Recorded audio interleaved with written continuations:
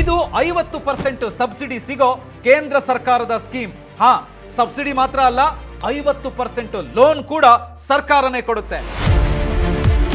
ದಲ್ಲಾಳಿಗಳ ಕಾಟ ಇಲ್ಲ, ಲಂಚ ಕೊಡಬೇಕಾಗಿಲ್ಲ, ನೇರವಾಗಿ ಸರ್ಕಾರದಿಂದನೇ ರಿಲೀಸ್ ಆರ್ಡರ್ ಸಿಗುತ್ತೆ. ರೈತರಿಗಾಗಿಯೇ ಈ ಸ್ಕೀಮ್ ಅನ್ನ ಕೇಂದ್ರ ಸರ್ಕಾರ ತಂದಿದೆ. ಹಾಗಿದ್ರೆ ಆ ಸ್ಕೀಮ್ ಯಾವುದು? 50% ಸಬ್ಸಿಡಿ ಪಡೆಯೋದಕ್ಕೆ ಅರ್ಹತೆ ಏನು? ಯಾರು ಇದಕ್ಕೆ ಅರ್ಜಿ ಸಲ್ಲಿಸಬಹುದು? ಅಪ್ಲೈ ಮಾಡೋದು ಹೇಗೆ? ಏನೇನ್ ದಾಖಲೆಗಳು ಬೇಕಾಗುತ್ತೆ? ಎಲ್ಲವನ್ನ ಹೇಳ್ತೀನಿ. ಈ ವಿಡಿಯೋನ ಕಂಪ್ಲೀಟ್ ಆಗಿ ನೋಡಿ. ಹಾಯ್ ಹಲೋ ನಮಸ್ಕಾರ, ವೆಲ್ಕಮ್ ಟು ಬಾಸ್ವಾಲಾ ಡೈಲಿ. ನಾನು ಶೇಷಕೃಷ್ಣ ಭಟ್. ನಮ್ಮ ರೈತರು ಸ್ವಾವಲಂಬಿಗಳಾಗಬೇಕು ಮತ್ತು ಟೆಕ್ನಾಲಜಿ ವಿಚಾರದಲ್ಲಿ ಸ್ಟ್ರಾಂಗ್ ಆಗಬೇಕು ಅನ್ನೋದು ಸರ್ಕಾರದ ಆಸೆ. ಇದಕ್ಕಾಗಿಯೇ ಕೇಂದ್ರ ಸರ್ಕಾರ ರೈತರಿಗಾಗಿ ಹೊಸ ಹೊಸ ಯೋಜನೆಗಳನ್ನ ತರ್ತಾನೆ ಇರುತ್ತೆ. ನೋಡಿ, ಸ್ವಂತ ಟ್ರ್ಯಾಕ್ಟರ್ ಇರಬೇಕು ಅನ್ನೋದು ಪ್ರತಿಯೊಬ್ಬ ರೈತನ ಕನಸು. ಆದ್ರೆ ಆ ಕನಸು ನನಸಾಗೋದಕ್ಕೆ ದುಡ್ಡೆಲ್ಲಿಂದ ತರೋದು ಅನ್ನೋದೇ ತುಂಬಾ ಮಂದಿ ರೈತರ ಚಿಂತೆ. ಆದ್ರೆ ಇನ್ಮೇಲೆ ಆ ಚಿಂತೆ ಬೇಡ. ನಿಮ್ಮ ಟ್ರ್ಯಾಕ್ಟರ್ ಕನಸನ್ನ ನನಸು ಮಾಡೋದಿಕ್ಕೆ ಕೇಂದ್ರ ಸರ್ಕಾರವೇ ಸಹಾಯ ಮಾಡುತ್ತೆ, ಹೆಲ್ಪ್ ಮಾಡುತ್ತೆ.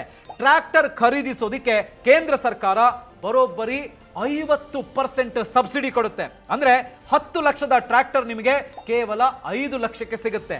ಎಸ್, ಆ ಯೋಜನೆಯ ಹೆಸರೇ ಕಿಸಾನ್ ಟ್ರ್ಯಾಕ್ಟರ್ ಯೋಜನೆ. ರೈತರ ಕೆಲಸ ಸುಲಭ ಮಾಡೋಕೆ ಮತ್ತು ರೈತರ ಮೇಲಿನ ಸಾಲದ ಹೊರೆಯನ್ನ ಕಡಿಮೆ ಮಾಡೋದಕ್ಕೆ ಸರ್ಕಾರ ಈ ಕಿಸಾನ್ ಟ್ರ್ಯಾಕ್ಟರ್ ಯೋಜನೆಯ ಅಡಿ ಟ್ರ್ಯಾಕ್ಟರ್ ಖರೀದಿಗೆ ಭರ್ಜರಿ ಹಣಕಾಸಿನ ನೆರವು ನೀಡ್ತಾ ಇದೆ. ಜಾತಿ ಭೇದ ಇಲ್ಲದೆ ಎಲ್ಲಾ ರೈತರು ಕೂಡ ಈ ಯೋಜನೆಯ ಲಾಭವನ್ನ ಪಡ್ಕೊಳ್ಳೋದಕ್ಕೆ ಅವಕಾಶ ಇದೆ. ಹಾಗಿದ್ರೆ ಏನಿದು ಯೋಜನೆ? ಮೊದಲಿಗೆ ಈ ಯೋಜನೆ ಏನು ಅಂತ ತಿಳ್ಕೊಳ್ಳೋಣ. ಇದು ಕೇಂದ್ರ ಸರ್ಕಾರ ಜಾರಿಗೆ ತಂದಿರುವಂತ ಯೋಜನೆ. ಇದನ್ನ ಕೃಷಿ ಯಾಂತ್ರೀಕರಣದ ಉಪ ಮಿಷನ್ ಅಥವಾ ಸಿಂಪಲ್ ಆಗಿ ಸ್ಮ್ಯಾಮ್, SMAM ಅಂತ ಕರೀತಾರೆ. ಇದರ ಅಡಿಯಲ್ಲೇ ಈ ಕಿಸಾನ್ ಟ್ರ್ಯಾಕ್ಟರ್ ಯೋಜನೆ ಬರುವುದು. ಇದರ ಮುಖ್ಯ ಉದ್ದೇಶ ಅಂತ ಹೇಳಿದ್ರೆ ರೈತರಿಗೆ ಆಧುನಿಕ ಕೃಷಿ ಉಪಕರಣಗಳು ಸಿಗುವಂತಾಗಬೇಕು ಮತ್ತು ಸಣ್ಣ ರೈತರ ಕಷ್ಟ ಇದೆಯಲ್ಲ ಅದು ತಪ್ಪಬೇಕು ಅಂತ ಹೇಳಿ. ಹಾಗಿದ್ರೆ ಈ ಯೋಜನೆಯಿಂದ ನಮ್ಗೇನ್ ಲಾಭ ಅಂತ ನೀವು ಕೇಳ್ಬೋದು. ಅದನ್ನ ಈಗ ಒಂದೊಂದಾಗಿ ಹೇಳ್ತಾ ಹೋಗ್ತೀನಿ. ಮೊದಲನೇದು 50% ಸಬ್ಸಿಡಿ ಸಿಗುತ್ತೆ. ಅಂದ್ರೆ ನೀವು ಹೊಸ ಟ್ರ್ಯಾಕ್ಟರ್ ತಗೊಳ್ತಾ ಇದ್ದೀರಿ ಅಂತ ಹೇಳಿದ್ರೆ ಅದರ ಆನ್ ರೋಡ್ ಬೆಲೆ, ಆನ್ ರೋಡ್ ಪ್ರೈಸ್ ಅಂತ ಹೇಳ್ತೀವಲ್ಲ, ಅದರ ಮೇಲೆ ಬರೋಬ್ಬರಿ 50% ನಷ್ಟು ಸಬ್ಸಿಡಿ ಸಿಗುತ್ತೆ. ಅಂದ್ರೆ ನೀವು ಖರೀದಿಸುವಂತ ಟ್ರಾಕ್ಟರ್ ಬೆಲೆ ಆನ್ ರೋಡ್ ಪ್ರೈಸ್ 10 ಲಕ್ಷ ಇದ್ರೆ ನಿಮಗೆ 5 ಲಕ್ಷದವರೆಗೆ ನಿಮಗೆ ಸಬ್ಸಿಡಿ ಸಿಗಬಹುದು. ಇನ್ನು ಎರಡನೇದು ಮಧ್ಯವರ್ತಿಗಳ ಕಾಟ ಇರಲ್ಲ. ನೋಡಿ, ಇದು ತುಂಬಾ ಮುಖ್ಯ. ಯಾವಾಗ ಏನಾಗುತ್ತೆ ಹೇಳಿ, ಸರ್ಕಾರದ ಸ್ಕೀಮ್ಗಳಾಗಿದ್ರು ಸರಿ, ಬೇರೆ ಯಾವ್ದಾದ್ರೂ ಸರಿ, ಮಧ್ಯವರ್ತಿಗಳ ಕಾಟ ತುಂಬಾನೇ ಇರುತ್ತೆ. ಅಂದ್ರೆ ಫಲಾನುಭವಿಗಳಿಗೆ ಸಿಗಬೇಕಾದಂತಹ ಪ್ರಯೋಜನದಲ್ಲಿ ಬಹಳಷ್ಟು ಮಧ್ಯವರ್ತಿಗಳ ಪಾಲಿಗೆ ಹೋಗ್ಬಿಡುತ್ತೆ. ಆದ್ರೆ ಈ ಸ್ಕೀಮ್ ನಲ್ಲಿ ನಿಮಗೆ ಮಧ್ಯವರ್ತಿಗಳ ಕಾಟ ಇಲ್ಲ. ಯಾಕೆ ಅಂತ ಹೇಳಿದ್ರೆ ಸಬ್ಸಿಡಿಯನ್ನ ನೇರವಾಗಿ ಬಿಡುಗಡೆ ಆದೇಶ ಅಂದ್ರೆ ರಿಲೀಸ್ ಆರ್ಡರ್ ಮೂಲಕ ಕೊಡ್ತಾರೆ. ಸೊ ಇದು ಪಾರದರ್ಶಕವಾಗಿದೆ ಅಂತಾನೆ ಹೇಳ್ಬೋದು. ಇನ್ನು ಮೂರನೇದು ಸಾಲ ಸೌಲಭ್ಯ. ನೋಡಿ, ಇದೊಂಥರ ಡಬಲ್ ಪ್ಲಸ್ ಪಾಯಿಂಟ್ ಅಂತ ಹೇಳ್ಬೋದು. ಒಂದು, ನಿಮಗೆ 50% ಸಬ್ಸಿಡಿ ಸಿಗುತ್ತೆ. ಹಾಗೆಯೇ ಇನ್ನೊಂದು, ಈ ಸ್ಕೀಮ್ ನಲ್ಲಿ ಸಾಲ ಸೌಲಭ್ಯ ಕೂಡ ಇದೆ. ಅಂದ್ರೆ ಸರ್ಕಾರ 50% ಸಾಲ ಕೊಡುತ್ತೆ. ಇನ್ನುಳಿದ ಹಣಕ್ಕೆ ನೀವು ಬ್ಯಾಂಕ್ ಮೂಲಕ ಸಾಲ ಸೌಲಭ್ಯವನ್ನ ಪಡ್ಕೊಳ್ಬಹುದು. ಇನ್ನು ನಾಲ್ಕನೇದು, ಜಾತಿ ನಿರ್ಬಂಧ ಇಲ್ಲ. ಹೌದು, ಈ ಯೋಜನೆಗೆ ಯಾವುದೇ ಜಾತಿ ನಿರ್ಬಂಧ ಇಲ್ಲ.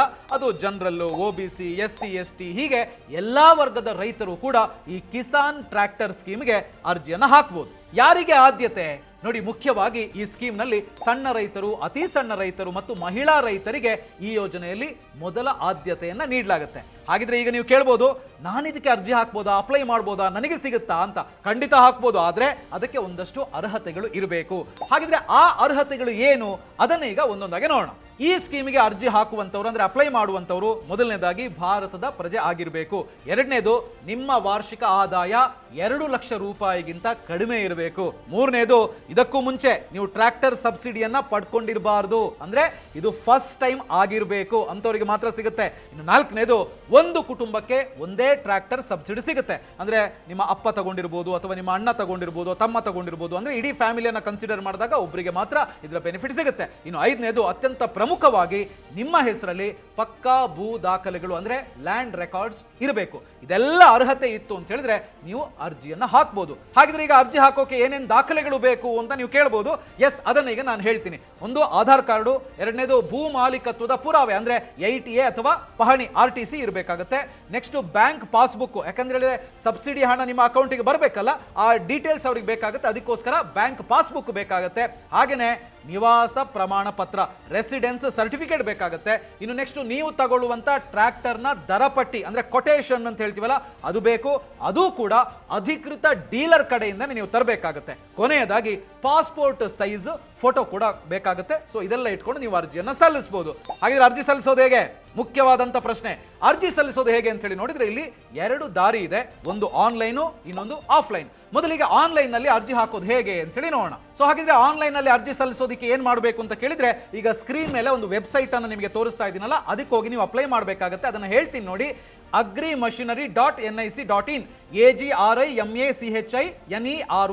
agrimachinery.nic.in ಈ ವೆಬ್ಸೈಟ್ಗೆ ಹೋಗಿ. ಸೊ ಅಥವಾ ಕರ್ನಾಟಕದವರಾದ್ರೆ kisan.karnataka.gov.in ಈ ಪೋರ್ಟಲ್ ಮೂಲಕವೂ ಕೂಡ ನೀವು ಅಪ್ಲೈ ಮಾಡೋದಕ್ಕೆ ಸಾಧ್ಯ ಇದೆ. ಸೊ ಒಂದ್ಸಲ ನೀವು ವೆಬ್ಸೈಟ್ಗೆ ಹೋದ ತಕ್ಷಣ ನಿಮಗೆ ಅಲ್ಲಿ ಹೊಸ ರೈತರ ನೋಂದಣಿ ಅಥವಾ ನ್ಯೂ ಫಾರ್ಮರ್ ರಿಜಿಸ್ಟ್ರೇಷನ್ ಅಂತ ಇರುತ್ತೆ. ಸೊ ಅದನ್ನ ನೀವು ಕ್ಲಿಕ್ ಮಾಡಬೇಕಾಗುತ್ತೆ. ಸೊ ಇಲ್ಲಿ ನಿಮ್ಮ ಆಧಾರ್ ನಂಬರ್ ಹಾಕಬೇಕು, ಈ KYC ಅನ್ನ ಕಂಪ್ಲೀಟ್ ಮಾಡಬೇಕಾಗುತ್ತೆ. ಆಗ ನಿಮಗೊಂದು ಯೂನಿಕ್ ID ಮತ್ತು ಪಾಸ್ವರ್ಡ್ ಬರುತ್ತೆ.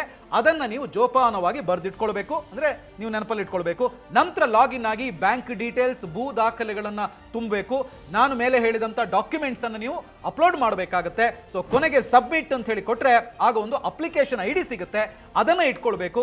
ಮುಂದೆ ಸ್ಟೇಟಸ್ ಚೆಕ್ ಮಾಡೋದಕ್ಕೆ ಬೇಕಾಗುತ್ತೆ. ಸೊ ಈ ತರ ನೀವು ಆನ್ಲೈನ್ ನಲ್ಲಿ ಅಪ್ಲೈ ಮಾಡಬಹುದು. ಇಲ್ಲಪ್ಪ ನಮಗೆ ಆನ್ಲೈನ್ ಎಲ್ಲ ಗೊತ್ತಾಗಲ್ಲ, ಕಷ್ಟ ಅಂತ ಹೇಳುವಂತವರು ನೇರವಾಗಿ ನಿಮ್ಮ ಹತ್ತಿರದ ಸಾಮಾನ್ಯ ಸೇವಾ ಕೇಂದ್ರ CSC ಅಥವಾ CSC ಸೆಂಟರ್ ಅಂತ ಹೇಳ್ತೀವಲ್ಲ, ಅಥವಾ ಕೃಷಿ ಇಲಾಖೆ ಆಫೀಸ್ಗೆ ಹೋಗಿ ಅಲ್ಲಿ ಅರ್ಜಿ ಫಾರಂ ಕೊಡ್ತಾರೆ. ಆ ಅರ್ಜಿ ಫಾರಂ ಅನ್ನ ನೀವು ಭರ್ತಿ ಮಾಡಿ, ದಾಖಲೆಗಳು ನಾನಾಗ್ಲೇ ಹೇಳಿದ್ನಲ್ಲ, ಆ ಎಲ್ಲ ದಾಖಲೆಗಳನ್ನು ಅದಕ್ಕೆ ಲಗತ್ತಿಸಿ ಅಧಿಕಾರಿಗಳಿಗೆ ಕೊಡಿ.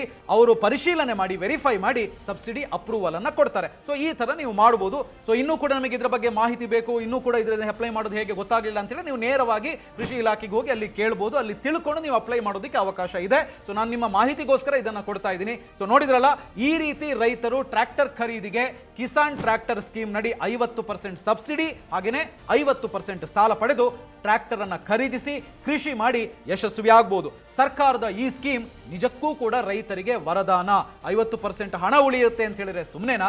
ಇವತ್ತೇ ನಿಮ್ಮ ದಾಖಲೆಗಳನ್ನು ರೆಡಿ ಮಾಡ್ಕೊಳ್ಳಿ. ನಿಮಗೆ ಟ್ರ್ಯಾಕ್ಟರ್ನ ಅವಶ್ಯಕತೆ ಇದೆ, ನೀವೆಲ್ಲ ಈ ಎಲಿಜಿಬಿಲಿಟಿ ಅಥವಾ ಅರ್ಹತೆಗಳನ್ನು ಹೊಂದಿದ್ದೀರಿ ಅಂತ ಹೇಳಿದ್ರೆ ಅರ್ಜಿ ಹಾಕಿ. ಸೊ ಈ ಮಾಹಿತಿ ನಿಮಗೆ ಇಷ್ಟ ಆಗಿದ್ರೆ ಲೈಕ್ ಮಾಡಿ, ನಿಮ್ಮ ಫ್ರೆಂಡ್ಸ್ ಮತ್ತು ರೈತರ ಗ್ರೂಪ್ಗಳಿಗೆ, ರೈತರಿಗೆ ಶೇರ್ ಮಾಡಿ. ಹಾಗೆಯೇ ಇದೇ ತರಹದ ಉಪಯುಕ್ತ ಮಾಹಿತಿಗಳಿಗೋಸ್ಕರ ನಮ್ಮ ಬಾಸ್ವಾಲಾ ಡೈಲಿ ಚಾನಲ್ ಅನ್ನ ಸಬ್ಸ್ಕ್ರೈಬ್ ಮಾಡಿ. All the best. Bosswala, be the boss.